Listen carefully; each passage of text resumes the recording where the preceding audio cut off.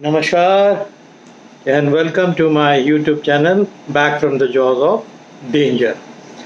आज का जो टॉपिक है कि क्या जंगलों में जानवर अपनी हीलिंग यानी अपना इलाज खुद कर सकते हैं। जी हाँ, काफ़ी हद तक कुछ जानवर अपना इलाज करना जानते हैं। जैसा कि हम लोग कॉमनली जानते हैं कि टाइगर्स की जीभ बहुत खुरदुरी होती है, यानी कैट फैमिली की जितनी भी cat family, tigers, lions, leopard, even cat जो डोमेस्टिक कैट होती है, इनकी आप कभी जीभ छुइए तो बहुत खुरदुरी होती है।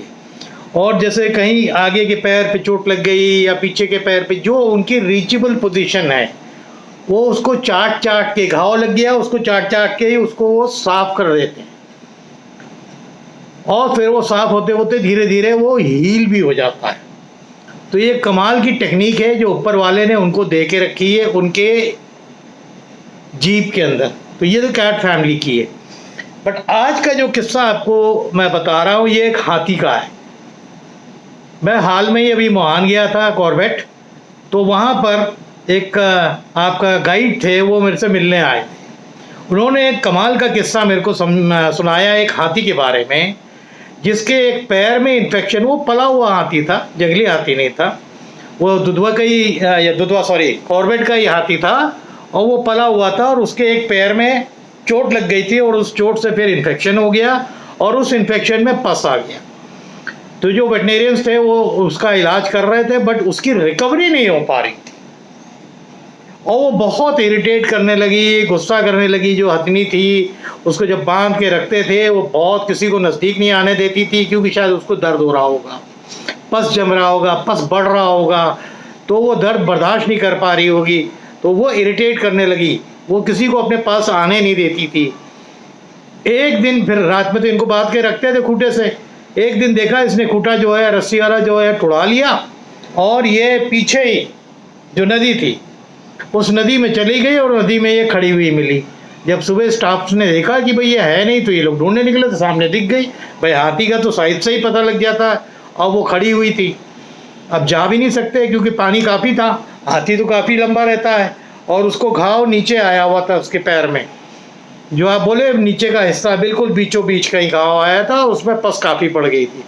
तो उसमें जब वो खड़ी रही तो इन लोगों को समझ में नहीं आया कि भाई नदी में आके क्यों खड़ी हो गई, या तो ठंडा पानी उसको आराम दे रहा होगा कुछ, बट उसको समझ में नहीं आया कि भाई इसको चोट भी लगी है बट नदी में आराम से खड़ी हुई है वो। एनीवे फिर उसको किसी तरह लोग गए, फिर पकड़ के लाए, किसी तरह इन्हें बहला के फुसला के फिर बांधा और फिर उसका जो भी वेटनेरियन उसका इलाज कर रहे थे वो कर रहे होंगे और उसको रिलीफ नहीं मिल रहा होगा। नेक्स्ट डे मॉर्निंग में फिर वही हुआ। उसको वेटनेरी जो डॉक्टर्स थे उनको कुछ बात समझ में आई तो उन्होंने बोला कि इसको छोड़ो, देखते हैं ये क्या करती है। नेक्स्ट डे मॉर्निंग में फिर ये नदी के बीच में गई और वहीं खड़ी हो गई। और खड़ी हो गई तो जो डॉक्टर ने देखा था और ऑब्जर्व किया था उसने ये किया था कि जो पहले दिन ये पानी में खड़े होके आई थी उससे काफ़ी रिलीफ रख रही थी, उसके अंदर थोड़ा गुस्सा कम था, वो टेंस कम थी। तो उन्होंने फिर नेक्स्ट डे वो परमिशन दी कि इसको जाने दो, देखें अपने से क्या करती है। तो नेक्स्ट डे भी जाके जब ये नदी में खड़ी हुई और फिर यहाँ थोड़ी देर इन लोगों ने, स्टाफ वालों ने चुप के पीछे से देखा कि भाई क्या कर रही है और फिर उसके पास गए, फिर उसको लेके आए। थर्ड डे डॉक्टर ने बोला कि इसका तो काफ़ी जो है पस जो था जमा हुआ पैर में ये कम हो गया है, ये मिस्ट्री क्या है। अब मिस्ट्री क्या थी मैं आपको बताऊंगा तो दंग रह जाएंगे। देखिए उसने अपनी हीलिंग हथनी ने अपने आप कर ली।